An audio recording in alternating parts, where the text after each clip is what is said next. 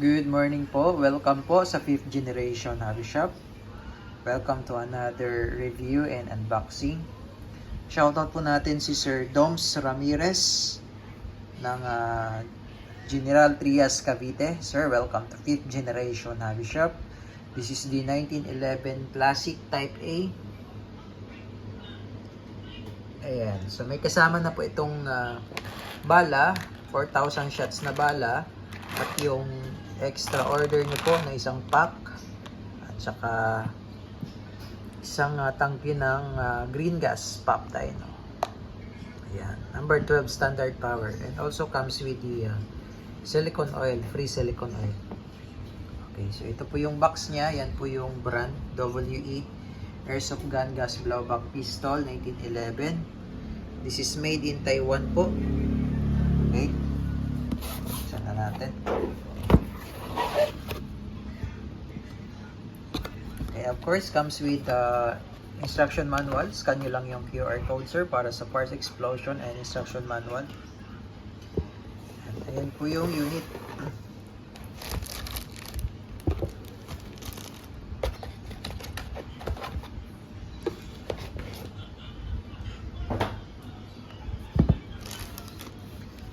Okay, so ito po yung magazine nya. 15 rounder capacity po, single stock, metal din po yan.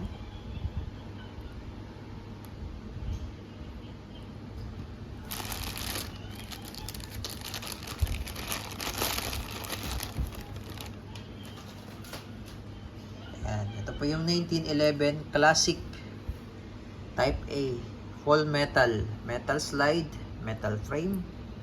Bali, ang plastic lang po dito ay ito, yung grip cover. Ayan. Classic na classic po, 1911. Ito po yung manual safety. Check natin manual safety, sir. So kapag isi-safe nyo po, sir, kailangan po nakababa yung hammer, or kailangan po ikasan nyo po bago nyo po mas-safe. Ayan. Okay. Safety on. Working, sir. Yan, gumagana po yan. Hindi po yan puputok pag naka-safety on. Safety off.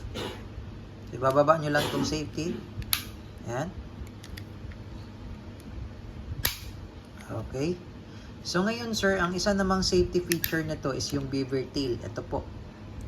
Ito. Yung gumagalaw na yan, sir. So yan, pag hindi naman na hindi po yan nadidiinan, hindi rin po yan puputok pa yan. Kasi beaver tail safety po yan. So automatic po pag ginawakan nyo yung grip, automatic naman po yan. Madidiinan po yan. Yan. Okay. Ganda niya, oh. So load tayo, sir, ng gas at saka bala, sir. Okay, para matesting po natin. Okay, sir, lalangisan muna natin, sir, yung magazine. Yung valve bago natin lagyan ng gas. Pahingin lang ako ng konti, sir, sa silicone oil.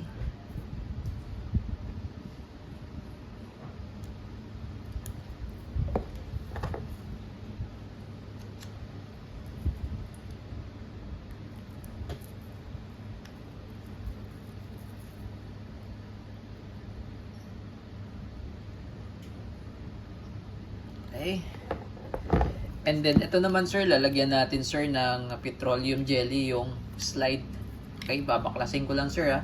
So, ngayon, sir, kung kayo naman po ang magbabaklas, kailangan po walang magazine, sir. Kailangan walang magazine. Tapos, kasan nyo lang po. And then, ito po, isisentro nyo lang dyan. Yan. Ganyan po, isisentro nyo po dyan sa may notch. Yan. Part na yan. Tapos, sa kabilang side, itong pin na to, susundutin nyo po, para umangat po yan. Okay. Yan. So, umangat po. Tapos, huhugutin nyo lang po yan.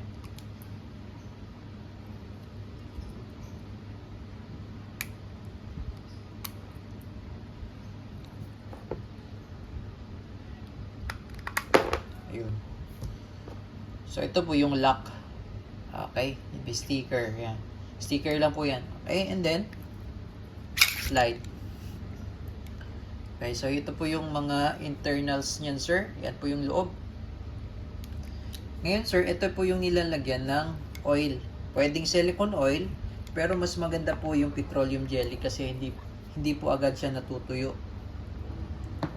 Petroleum jelly yung gamit ko, sir. Kailangan kasi ito, sir, lubricated. Kailangan meron tong kailangan smooth, kumbaga kailangan meron siyang langis or petroleum jelly para po hindi mapudpud. Kasi ito po may ano po ito, friction. Ito po yung nagkikiskisan, di ba, yung gumagalaw yung slide. Ulit-ulit po yan. Dahil po sa reciprocation ng slide.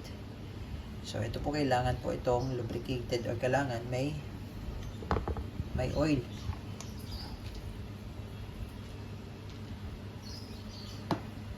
So, yan lang naman po ang ilalagyan.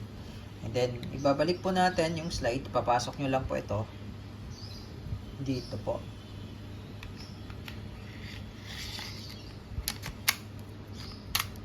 Yan, ganun din po. Isisentro nyo lang din po yan dyan.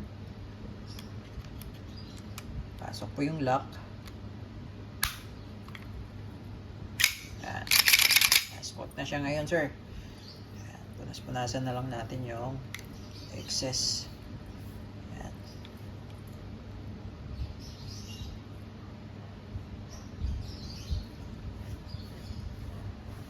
Okay.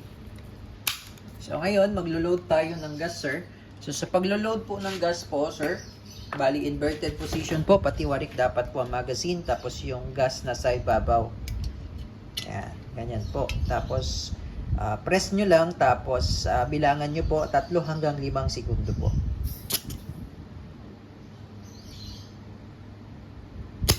Okay. So, ganun lang po. And then, load po tayo ng bala. Ito, sir, yung magazine po is 15. 1.5 po ang capacity. 15 rounder po. Pero yung suggested po namin, sir, is kahit 10 lang, sir. Para yung spring po hindi agad lalambot. Pagka laging puno po yan, sir, katagalan lumalambot na yung spring yan, sir. Hindi rin maganda yung maganda. Hindi po maganda pag malambot yung spring.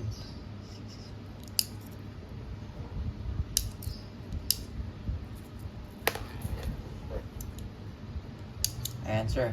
So, 10 lang siya. So, mas maganda. And then, pagka lumamig naman po, sir, yung magazine, pag continuous po ang gamit nyo, lumalamig po ang magazine, normally po, pahingan nyo lang po para hindi po, kasi pag malamig po yung magazine, humihina po ang blowback. Mafe-feel nyo po, humihina po ang blowback, humihina ang putok. So, ngayon, papahingan nyo lang po para maging normal temperature siya. Saka nyo siya putok ulit. Okay? So, loaded na tayo. So, testing, sir.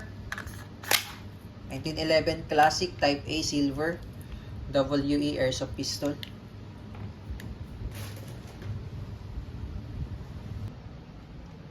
Okay, firing.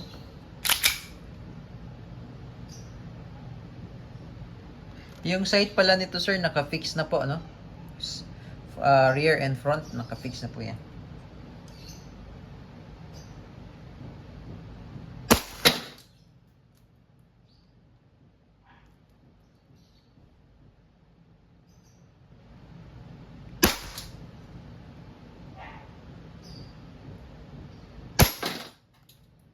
Ubusin natin yung bala, sir, hanggang sa mag-open slide.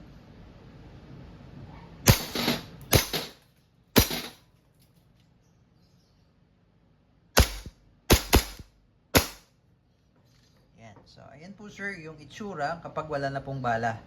Pero may possibility na hindi siya mag-open slide kapag ang magazine po ay malamig.